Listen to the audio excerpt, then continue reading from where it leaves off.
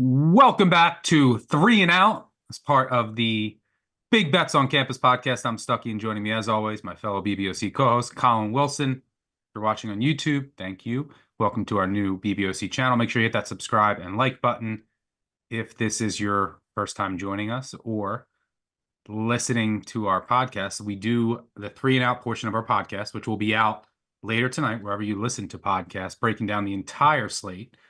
We do the Three and Out portion, which is the finale, live, 6 p.m. Eastern, every Thursday night. We'll cover our favorite favorites, underdog moneyline parlay, our favorite bets on fourth down, and we'll kick things off with some Friday night lights on first down, as we always do. So let's get right into it with some Friday night lights.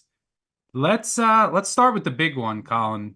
Boise State traveling to UNLV, the same place that they went down to and rolled the Rebels in the Mountain West Championship last season during their late season surge. Boise State was a 2.5-point favorite, got up to 3.5, which is where it's sitting right now. I think this is a good spot just on the surface for Boise State, coming off a bye, 2 weeks to prepare for this huge game, which will have college football and Mountain West implications, should say college football playoff and Mountain West championship implications. Meanwhile, UNLV, defense on the field for 90 plays in an overtime game against Syracuse. Go to altitude against Utah State, defense on the field for 90-plus plays. Go to Corvallis. That game goes right down to the final play of the game. Could there be some fatigue here? Could that lead to more Ashton Jeanty broken tackles, which he just racks up yards after contact on a weekly basis, better than really any running back we've seen in 20-plus years so far to date. The Boise State defense does have some vulnerabilities on the back end, but one thing they do well is get after the quarterback. I think that could end up being the difference here. Boise State with Ashton Jeanty going to get their yards, going to be in much more manageable third down situations, whereas UNLV, are they going to have just too many negative plays with Malik Williams against that Boise State defensive front, which is really getting after the quarterback? And then they're going to have more, more tougher third down situations, known passing downs. The other thing to note here, UNLV, extremely reliant, and it's part of the Barry Odom defense, but they have been causing havoc and turnovers as much as any team in the country, even getting punt blocks and things of that nature. Because Boise State really takes care of the football. Who will win the turnover battle probably go a long way in determining this one as well. Can UNLV keep that pace up of taking the ball away, or will Boise State continue to not give it away? What are your thoughts here? The money that has been on Boise State is real. I hit the opener on the money line. There was minus 125s, minus 130s out there. The number took off at 2.5. 3, as you and I are recording this, 3.5. I would still buy it. I make this game Boise -4, and I go back to the Mountain West Championship game in Allegiant last year, and Boise won that game 44-20. I think it's worth noting there were 48 points scored in the first half of that game. They just came out blazing with points on both sides. Adjustments were made, and Boise's coaching staff really won that game. So I have no problem with Spencer Danielson. And yes, even Eric Shenander, who I have not liked backing all the days back to Nebraska, that defense getting prepared for the go-go of Brendan Marion there. Now they're going to face Malik Williams here. And you have to ask, can he be the difference maker? Because he does have that deep passing element that can get into the Boise secondary. But I keep going back to Boise State's schedule this year. They've already played Washington State. And you say, well, can they stop Hodge from running around all over the place? My answer is yes, because John Mateer, a similar style quarterback, leads Washington State in rushing, a heavy, deep passer. He was shut down. He had 20 rushes for just 28 yards. I'm sure there's some sack yardage in there. I think there were 8 sacks in the game. They got to him, took that away from him. 26 of 37 passing, and he had 327 yards. But from a rushing perspective, that was completely taken away from him. So I see the exact same thing here. I think Hodge is going to get that passing game going. Boise's 122nd tackling. You go back to that Georgia Southern game. It was just, Boise defenders bouncing off Georgia Southern runners all the time. So there's going to be UNLV with their moments where they're going to create chunk plays and Boise can't tackle. But at the same time, Boise's going to have that havoc going and be able to pull Hodge down, which is why you saw come through the action app earlier today. Hodge was listed at 60 and a half rushing yards. I mean, in college, sacks count against that. And I think that's going to be a big component. So I did go the under on that. You also have to think about the pressure it's going to be on Hodge. His adjusted completion rate dips from 80 to 58% when he gets Big pressure in drop. his face. Yeah, he has not been very good. And you have to wonder how many explosives there's going to be for UNLV, especially if there's a pressured pocket. The UNL defense has improved, but their biggest problem against this Boise State offense, like, are they going to stop Ashton Jeanty? No, they're 113th in defensive finishing drives. They're terrible in defensive stuff rate. They're 82nd in other rushing metrics. Jeanty touchdowns, I'm sure they're, priced pretty high. But I mean, if you could get some sort of like 1.5, 2.5 over, maybe worth some couch change to throw on that. But I don't see any resistance to offensive quality drives and finishing drives. I'm expecting plenty of points here. I just expect a ton more from UNLV, but be careful with this number. 65 is the biggest key in this range. We're hovering around 64.5. Don't know if there's going to be a push.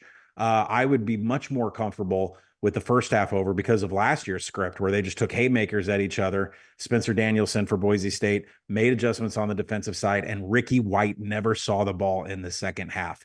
So I love my Boise ticket. I would still take it at 3.5. I would consider a first half over and take a peek at those Hodge rushing yards because one of the national books already took it down to 54.5 after I hit it a couple hours ago. So I'm not sure where I'd stop hitting it, but Hodge is going to get sacked here.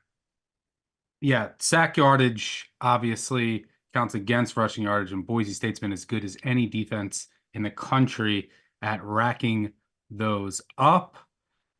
Let's move on to some ACC action between Boston College and Louisville. Louisville, 7.5 point favorite. I like BC here. Hopefully you get the good Tommy gun at quarterback, but this is more of a fade of Louisville in the spot. Coming off that just gut-wrenching loss to Miami, got a couple calls that didn't go their way. Third loss of the season. What does that mean? Season's pretty much over. They had, college football playoff, ACC championship aspirations, pretty much out the window now. Traveling up to BC on a short week in a game sandwiched between Miami and Clemson. And just so where is this Louisville team at mentally? I don't know if it's signal or just noise, but Colin Lacey, one of their big transfer additions at wide receiver, return man, he is opting out for the rest of the season. So maybe that's just the signal of where this team is at mentally. Yep. I took the home dog here. Any thoughts? I was surprised to see the number go from 6.5 up to 7.5 with the announcement of that of Colin Lacey. That is a monster piece of that offense. The reason I've hesitated, because we talked about this on the new BCS about Boston College being the side. When I looked at 6.5, I was like, I do make it 9, and I'm wondering why it's trickling up. I will be on BC with you. I just think that there's a chance that we get through a couple of these numbers that don't, these middling numbers that don't mean anything. So we could maybe touch 8. I think I would just wait out for the best possible number. And you mentioned like season's over. They just had a close loss. That's what all the losses have been. 3 of their last 4 games have been losses by a single TD, by single possession. Notre Dame, SMU, Miami. Now you've got your best player on offense. Virginia was right down to the wire. Yeah, and boy, Virginia, we got to talk about on some fine time on another pod. They're showing up somehow. And they do have a common opponent. These two teams, Boston College and Louisville, do have a common opponent. The problem with BC is they had 3 turnovers. They did nudge ahead in overall yards per play. Louisville just could not get Virginia off the field. 9 for 21 in third and fourth down attempts by Virginia. And Boston College is 19th in the country in third down conversion. So I'm with you here. I am with you on Boston College. I'm just a little hesitant. Like, where is it? There's been some steam stock Tuesday, Wednesday, Thursday, Friday. We're seeing steam go in the wrong direction, and then the game plays out another way. So I'm resided to setting my line watcher up in our Action Labs tools, seeing if this thing goes back to a flat 7. If it does, I'm going to join you. Might go to 8, but I'm going to jump in on Boston College with you. All right, going to some late night action out on the West Coast, where the World Series will also kick off. We have Rutgers traveling across the country on a short week to take on USC. USC 13 and a half point favorite. Where is Rutgers at mentally? I don't know. Where's USC at? I mean, USC's coming across the country too on a short week for what it's worth. They've blown back-to-back 14-point leads, one to Penn State, and then last week against Maryland, got a field goal block that would have essentially sealed that game. Look, Rutgers has been a mess of late. They've had injuries on the defensive end. I mean, their linebackers that's been the problem on their defense. I mean, their linebackers have been so bad. They missed Torrey, who's hurt. Powell, I don't think is still 100%. They lost Jennings to the NFL, and their linebackers just are out of position. Last week, they didn't have their edge rushers, two of their edge rushers, Bailey and Lewis. What did they try to do instead? They just tried to blitz UCLA just incessantly. It wasn't working. Their linebackers were just getting picked on.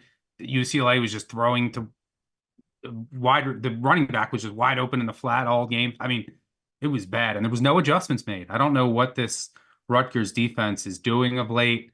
The way to attack this USC defense is, they're doing a good job of preventing explosive passing plays. You want to attack them. You can still attack them through the air, though, just with an efficient passing attack. Do you trust Rutgers to do that with the Greek water pistol? I'm not sure. This is a tough game for me to handicap. I'm just not sure where either of these teams are at mentally. But if the Rutgers defense continues trending the way it does and they're not making adjustments, they're not doing these simple things with their linebackers, Miller Moss and Lincoln Riley should have a field day. Maybe a sneaky over. USC dealing with the injuries of their own on defense. Mm-hmm. Rutgers not a team I generally like to bet overs on, but what are you seeing here?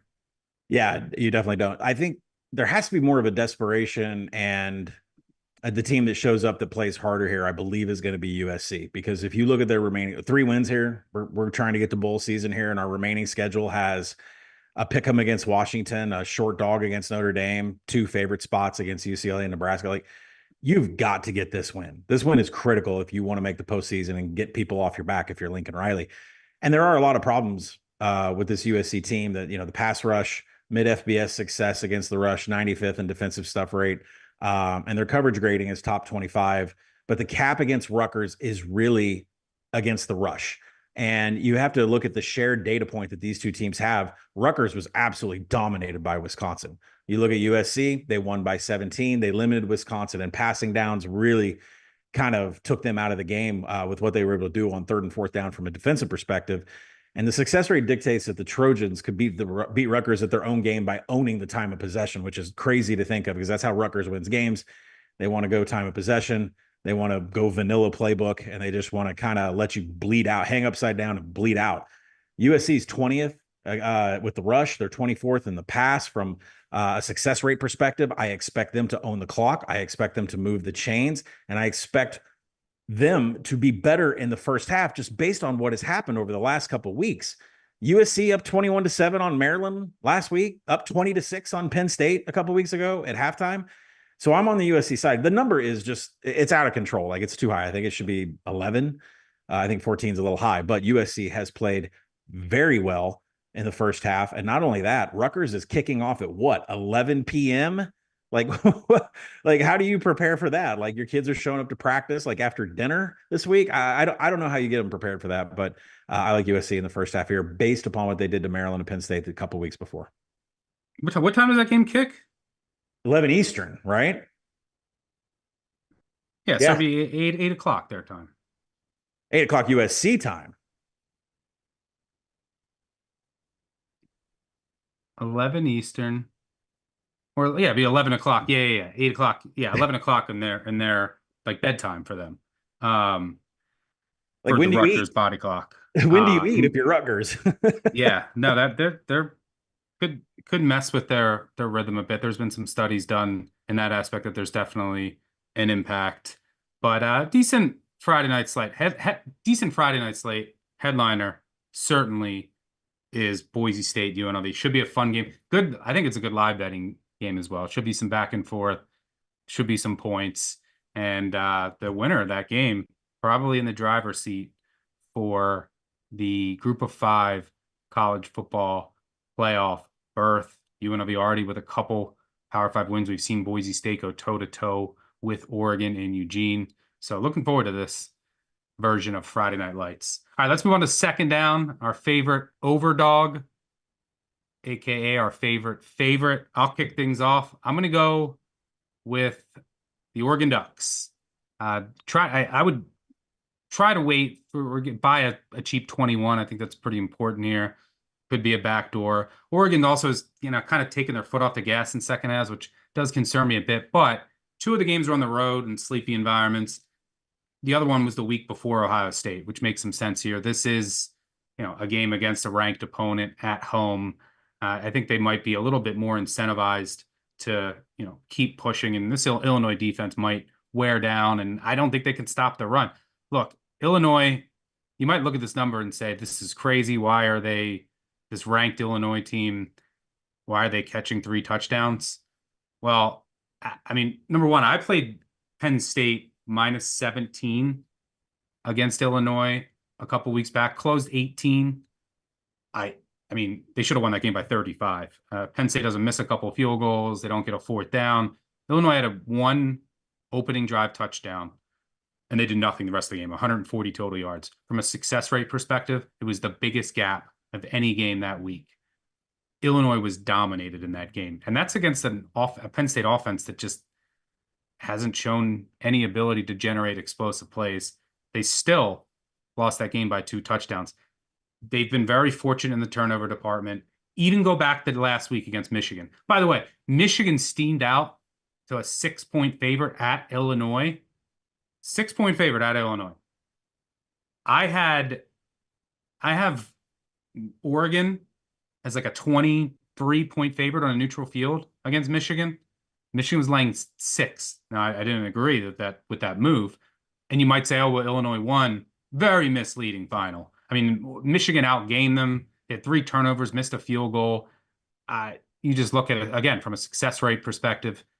Yeah, I don't know how you let that Michigan offense be that successful. The defensive line for Illinois is bad. They get pushed around. They generate no havoc. I don't see how they stop Jordan James. This Oregon team is peaking. Like early in the season, their offensive line had some issues. Dylan Gabriel was adjusting to this new scheme. That's all out the window. Offensive line's playing well. James has gotten going. The receivers have found their roles. Gabriel's has, really adjusted to this new scheme. So offense firing on all cylinders. On the defensive side of the ball, secondary playing very well. Just the communication on the back end has been superb all season. Little vulnerable against the run. Illinois can't run the ball.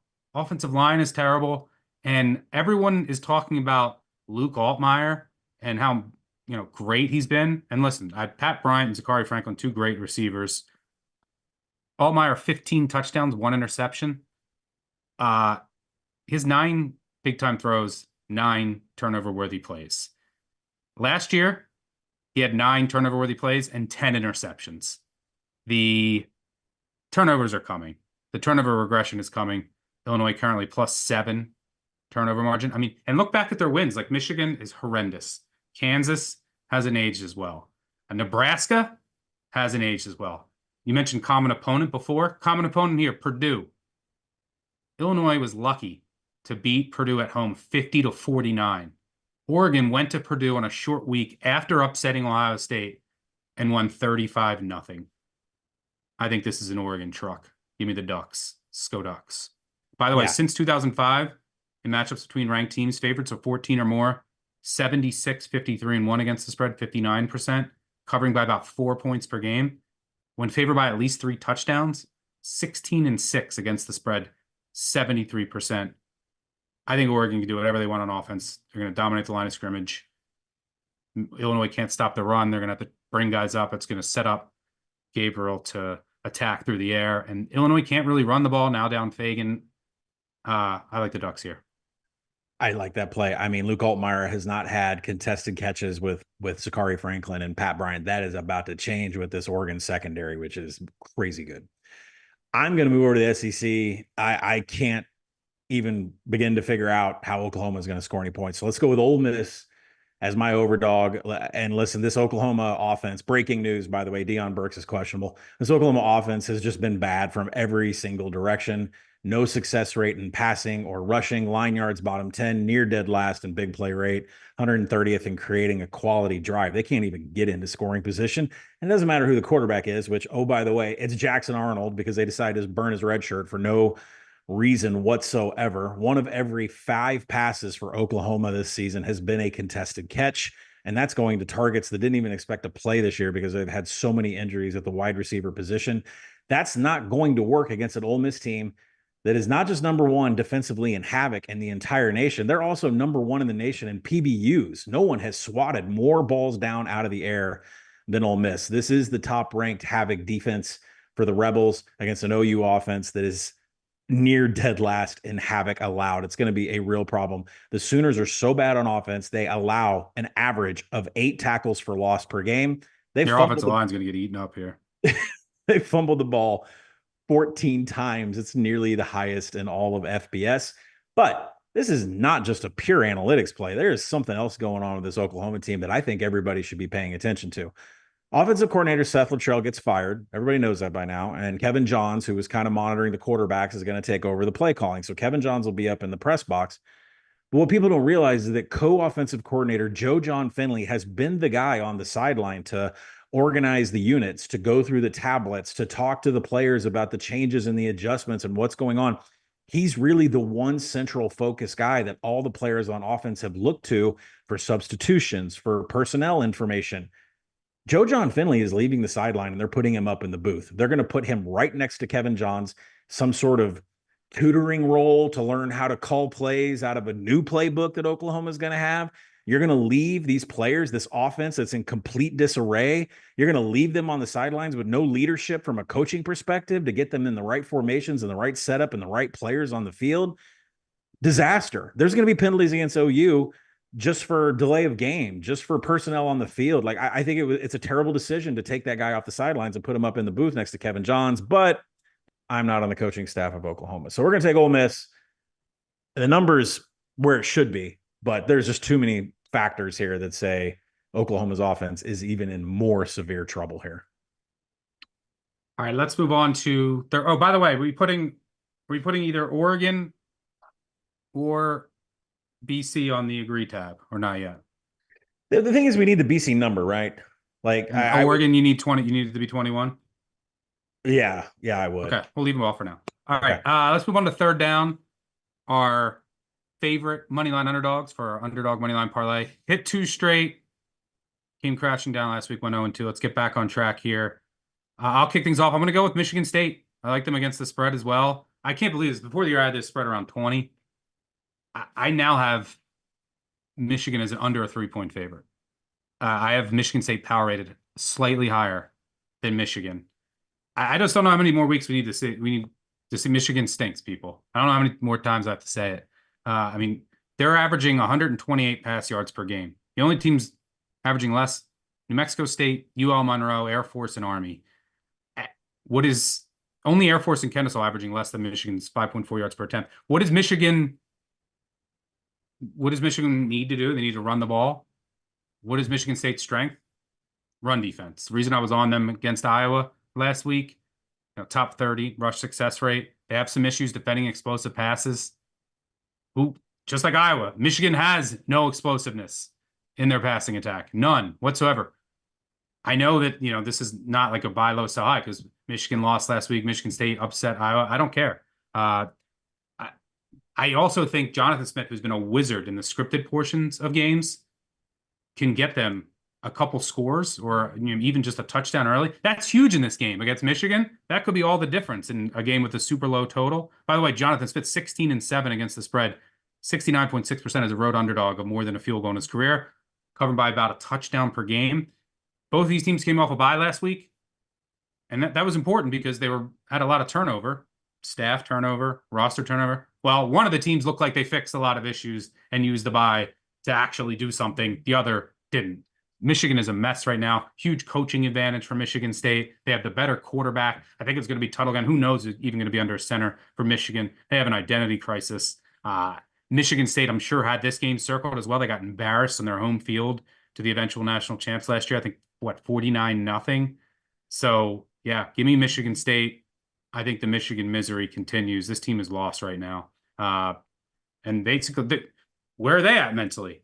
Right? Defending national champs, now suffered their third loss of the season. They're done. Their season's over. There's no Big Ten championship. There's no college football playoff. They're out of everything. I like Michigan State.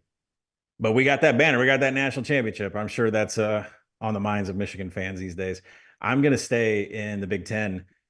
I saw this number all week. I was like, no, can't do it, but we're going to have to do it. And that's going to be Wisconsin hosting Penn State. And boy, if Wisconsin pulls this off, I've got some answering to do on the new BCS next week. It's a great situation spot for the Badgers here. Penn State has Ohio State on deck, and you have to think that that might already be in the mind of James Franklin. Not sure if that's in the mind of his coordinators, but Penn State has not won this game in Camp Randall by more than a TD since 2007. This has not been a great place for the Nittany Lions to go and play. Lots of noise around the program this week. James Franklin essentially controlling media questions like he's the People's Republic of China here. He's asked about rape allegations with former players. The media really coming down hard on him. A lot of noise surrounding this Penn State team as they're about to travel to Wisconsin and then play biggest game of their season next week against Ohio State. And I mean, that talks to their strength of schedule, which has been really poor, I think, in the 70s right now.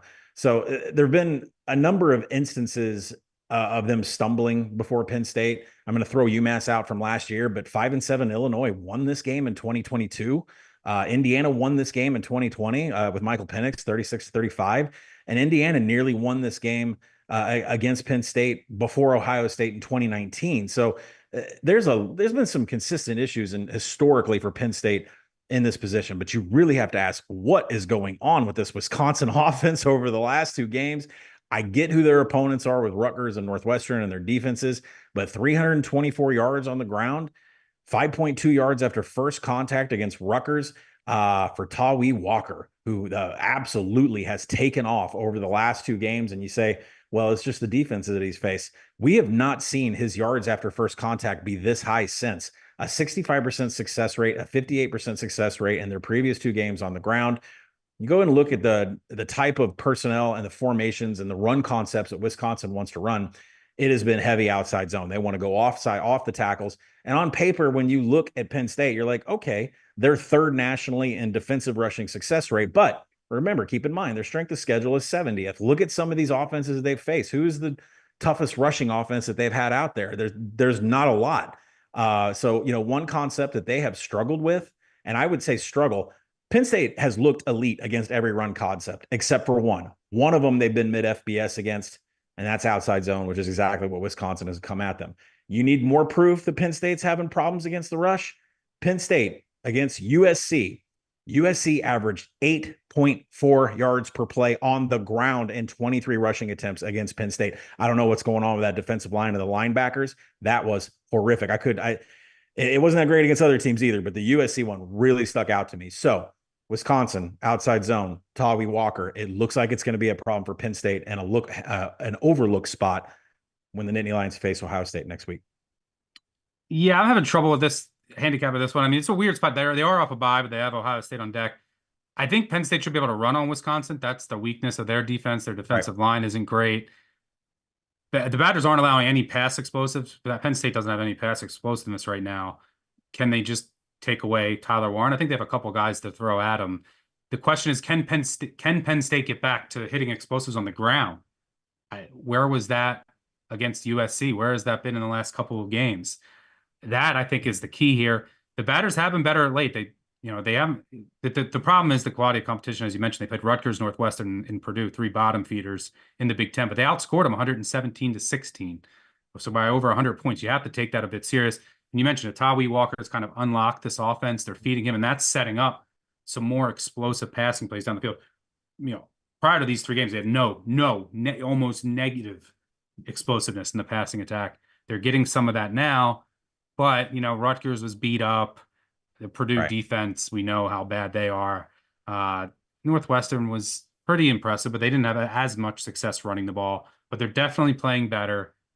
Can that translate to this week? The problem is I think this number, I don't mind taking a shot on the money line. It's going to go up. But yeah, this number, like, because of the uncertainty with Wisconsin, are they this much better, or is it with the quality of competition? You do have a really good home field environment. By the way, since 2000, Wisconsin is the most profitable home dog of any college football team. Minimum 10 games. I think they're 10-3 or 10-4 against the spread. The problem is I just can't get to this number. I mean, yeah, I agree. Penn State was Alabama was laying 16.5, and that was with Van Dyke here. Now Alabama's under, why do I keep saying Alabama? Penn State is under a touchdown. So I make it 11. You're right. I make it 11. You're right. Yeah, I'm at like 8.5, 9. But there's some potential pass here for Wisconsin. Should be an intriguing game. All right, let's move on to fourth down. We're going to go for it. Our favorite bet. I'm going to go with the Mean Green down in Denton against Tulane. Catching anything over a touchdown is fine here. Tulane, they have been impressive. I think Mekhi Hughes will get his on the ground. North Texas run defense is not good, but I think that North Texas can keep up. And this is, Tulane really hasn't faced many passing attacks that can test them for 60 minutes. Louisiana was one, and Louisiana outplayed them. They just gave up a kick return touchdown and threw a pick six at the end of the first half. But they outplayed them statistically, were able to move the ball, put up 33 points. We saw Kansas State, even when Avery Johnson was struggling to throw the ball, they put up 34 on Tulane. That Oklahoma game, I think Oklahoma put up 30 plus, but Oklahoma's offense, we've seen how bad they are. This North Texas offense is legit. Chandler Morris is running that air raid with just extreme effectiveness. They're one of 4 teams in the country averaging over 360 passing yards per game, along with Ole Miss, Miami, and Syracuse. And I mean, Tulane, look, last week, talk about a box score fraud. They beat Rice by 2 touchdowns. They needed to score 14 unanswered in the fourth quarter to pull away. They were outgained by Rice. They had a +5 turnover margin in that game, and it was tied in the fourth quarter. On the season, Tulane +11 in turnovers, North Texas -4. Don't be surprised if there's some turnover regression there. I like the Mean Green at home. Head coach Eric Morris covered 6 straight at home since his debut against FBS foes. I make this like around 5, so give me North Texas. Yeah, if you want to put that on the board, I don't know if we just take the points or if we just talk about it, but put it on the board because they are in the round robin video that'll be out on YouTube. Make sure and subscribe to our channel. If I do not get Stuckey to back me on this one, I don't know what we're going to do because I am fading BYU going down to the bounce house against UCF. Listen, Ja'Cory Brown. They're already on the board. I bet this earlier. It's already on the board. Woo! All right, here we go. So, yes, we're back on Central Florida. Can they win the Big 12? No, but we are back on betting them. Ja'Cory Brown has taken over Gus Malzahn's offense, and you can see just a clear difference. I mean, KJ Jefferson was a part of this offensive attack that, got into the top 5 territory as far as rushing success rate goes. But at some point, KJ stopped playing in it. He was a statue. He wasn't finishing plays. The zone read was with RJ Harvey was completely detectable because KJ did not finish anything about the play. He simply would show handoff and hand it off and wouldn't move. And you didn't fake out anybody at the edge position. And UCF really struggled on offense. Ja'Cory Brown, who can't throw the ball, but it doesn't matter, is running that inside zone read with RJ Harvey to a T. It looks great. Ja'Cory Brown himself. By the way, we saw a less explosive version last week from a quarterback perspective with Rangel and Ollie Gordon before they both got hurt. Were running wild all over this BYU defense. It struggles to set the edge, struggles with mobile quarterbacks. Yep. Yeah. And now here we have Brown and RJ Harvey last week going nuts on a defense we completely respect, which is Iowa State. Last week, Brown himself as a quarterback, 13 carries, 154 yards, 128 of that was off of zone read. 2 explosive runs against the Cyclones. UCF's offense, which is one of the top rushing offenses in the nation from a line yards and a rushing success perspective, is back, and they are re-energized by a quarterback that can actually take it to the house. BYU's defense, Man, have we been waiting to pounce on these guys? BYU's defense, 84th in defensive line yards, 105th in defensive stuff rates. The Cougars are below average in success rate against inside zone. They allow explosives on 15% of attempts by opponents, which means, yes, you're going to see RJ Harvey and Ja'Cory Brown flying down the sidelines after running inside zone reads. So the BYU offense, you have to ask yourself, are they going to be able to step back and do what Jake Retzlaff has done? Now, I know everybody sees the 16-7 TD to INT ratio. That's not what the inside numbers say. It's an even big-time throw to turnover-worthy play at 9-9 there. He has not been as great as what his numbers say. UCF's coverage grade is actually 33rd. That's one of the better parts of their defense. They run a lot of cover 1 and a lot of cover 3, but you can bet your life that UCF is going to sit there and cover 3. Retzlaff has 224 dropbacks this season. He's been great against a lot of coverage looks, but out of 224 dropbacks this season, he's seen cover 3 107 times. He has a 43% success rate. That should be like 52.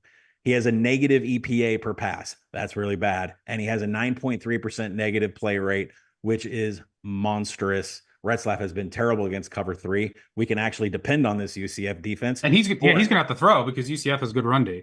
Yeah, but more importantly, this UCF offense rushing attack is just going to go wild. So, yes, we're back on our Knights bullshit. Let's go. BYU's going down. Let's quit this playoff talk. Get them out of Brett's bracket. Wherever they're at, get them out. I agree. Yeah, I mean, look, BYU's also been, not only has Retzlaff been lucky, their whole team has been lucky. I mean, they're 3-0 in one-possession games. They should have lost last week if Gordon and Rangel don't get hurt, and they don't. Oklahoma State just decides that they don't want to tackle on the final play of the game. But all of their games, they're 3-0 in one-possession games. But how about their blowout wins? They blew out Kansas State and Arizona by a combined 52 points. They were outgained 656 to 630 in those games. Well, how do they win? +6 turnover margin.